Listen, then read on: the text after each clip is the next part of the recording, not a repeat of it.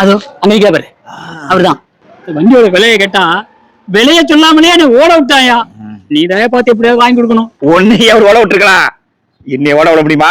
நான் எத்தனை பேத்த ஓட விட்டுருக்கேன்.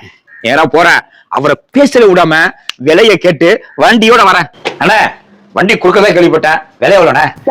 வண்டி விலை இருக்கட்டும் தம்பி, இந்த வண்டியை பத்தி தெரியுமா? அண்ணா இந்த வண்டியோட வரலாறே எனக்கு தெரியும். நீங்க வண்டியை பத்தி எதுவும் சொல்லக்கூடாது, விலைய மட்டும் சொல்லுங்க.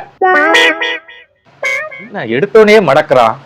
இருக்கட்டும் இருக்கட்டும் தம்பி, வண்டி விலை 1,00,000 ரூபா. என்ன 10,000 கூட போகுதுண்ணா, 1,00,000 ரூபா சொல்றீங்க, விலைய சொல்லுங்க.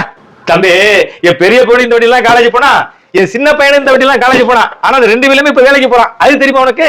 தெரியும்ண்ணே, 10,000 கூட போகாதுண்ணே, விலைய சொல்லுங்க. இந்த வண்டியை வச்சுதான் நான் 1 கோடிக்கு மேல சம்பாதிச்சிருக்கேன். அது தெரியுமா உனக்கு? தெரியும்ண்ணே தெரியும்ண்ணே தெரியும்ண்ணே, இந்த வண்டி 10,000 கூட போகாதுண்ணே, விலைய சொல்லுங்கண்ணே.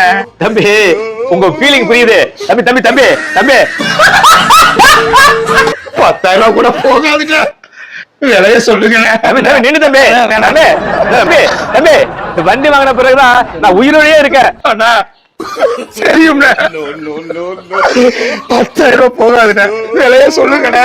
ஏய் தம்பி தம்பி தம்பி, நான் சொல்றேன் பாரு, இங்க தம்பி தம்பி.